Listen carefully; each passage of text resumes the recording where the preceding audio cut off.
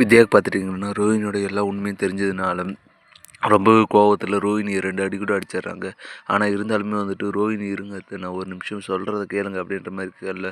இருந்தாலும் பார்த்திங்கன்னா வித்யான்றது கேட்குற மாதிரி இல்லை. திருப்பி என்னடி போய் சொல்ல போகிற, திருப்பி எதனா போய் சொல்லி நம்ப வைக்க போறியா, இனிமேலும் போய் நம்புறதுக்கு நான் ஒன்றும் ரெடியாக இல்லை, ஒழுங்கு மரியாதை வீட்டை விட்டு வெளியே போ அப்படின்ற மாதிரி சொல்ல உடனே அண்ணாமலை இருந்துட்டு இருமா அவள் ஏதோ சொல்ல வர இல்லை இருங்க கேட்கலாம் அப்படின்னு சொல்லிக்கல. ஆனால் இருந்தாலுமே வித்யான்ற விடுற மாதிரி இல்லை.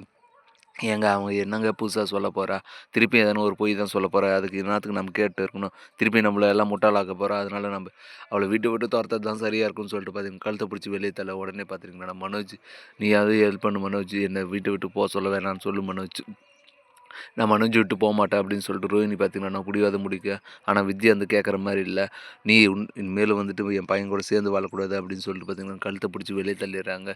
வெளியே வந்த ரோஹினி பார்த்திங்கன்னா என்ன பண்ணுறதுன்னு தெரியாமல் ரொம்ப நேரமாக அங்கேயே வெயிட் பண்ணிட்டு இருக்காங்க.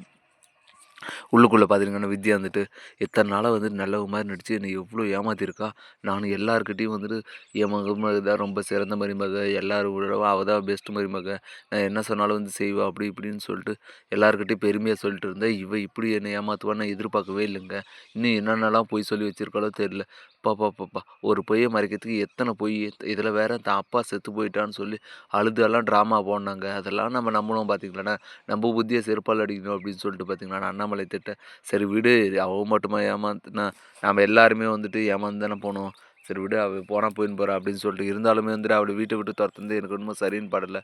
ஆயிரம் இருந்தாலும் அவள் உங்கள் மகனோட மருமக இல்லையா, அப்படி இருக்கும்போது நீ அவளை வீட்டை விட்டு துரத்துனது எனக்கு சரியில்லை அப்படின்னு சொல்லிட்டு வித்யாவை பார்த்து கேட்க, என்ன சரியில்லை, திருப்பியும் நீங்கள் இந்த விஷயத்தில் தலையிடாதீங்க, அவள் வீட்டை விட்டு வெளியே போகிறது தான் சரியாக இருக்கும், இத்தனை நாளாக மனோஜ் பொய் சொல்லி ஒன்று நான் பொய் சொல்லி ஏமாத்திருக்கா, அதுக்கெல்லாம் அவளை வீட்டில் வச்சு நான் கொஞ்சம் சொல்ல வரீங்க, அவளை மன்னிக்கிற அளவுக்கு நான் ஒன்றும் பெரிய மனுஷன் கிடையாது, அவள் வீட்டை விட்டு வெளியே போகிறது தான் சரியாக இருக்கும் அப்படின்னு சொல்லிட்டு வித்யா பார்த்திங்கன்னா எல்லார் வாயும் அடைச்சிட்றாங்க.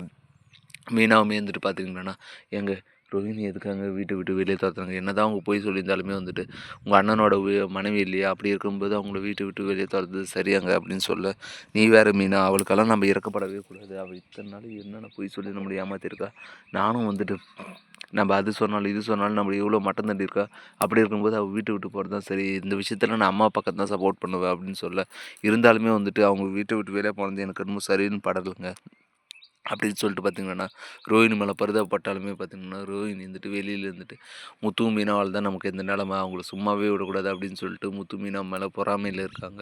என்ன பண்ணுறதுன்னு தெரியாமல் வேறு வழி இல்லாத தான் அம்மா வீட்டுக்கு போகிறாங்க. அங்கே போயிட்டு பார்த்திங்கன்னா அழுதுகிட்டே நடந்த எல்லா விஷயத்தையும் சொல்ல, அவங்க அம்மாவுமே பார்த்திங்கன்னா தான் ஆறுதல் படுத்தினாலுமே நான் அதுக்கு தாண்டி அப்போவே சொன்னேன், ரொம்ப நாள் வந்து போய் நினைக்காது, ஒழுங்காக உங்கள் மாமியார்கிட்ட அப்போவே உண்மையெல்லாம் சொல்லிட்டு இருந்தேனே இந்த பிரச்சனை வந்திருக்குமா, ஏதோ ஒரு சண்டையோடு போய் முடிஞ்சிருக்கும், ஆனால் இப்போ பாரு வீட்டை விட்டு வெளியே துரத்திட்டாங்க, இதெல்லாம் உனக்கு தேவையா, நீயா பார்த்து உன் வாழ்க்கையை அழிச்சிக்கிட்டே அப்படின்னு சொல்லிட்டு பார்த்தேன்.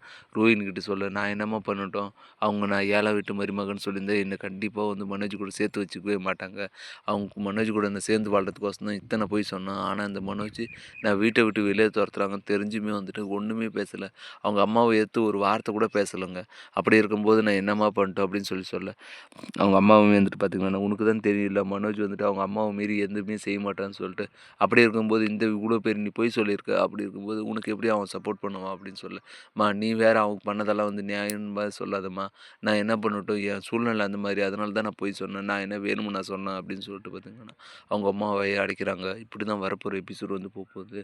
முத்து மீன் அவங்க கவுக்கிறதுக்காக என்ன பிளான் பண்ண போகிறாங்கன்றதை நம்ம பொறுத்து தான் பார்க்கணும். மேலும் இது போன்ற அப்டேட்ஸ் தெரிந்து கொள்ள மறக்காம நம்ம சேனலை சப்ஸ்கிரைப் பண்ணுறேங்க, கூட பெல் பட்டன் அழுத்துங்க, அப்போ தான் நான் போடுற ஒவ்வொரு வீடியோ உங்களுக்கு நோட்டிஃபிகேஷன் வரும். தேங்க்யூ.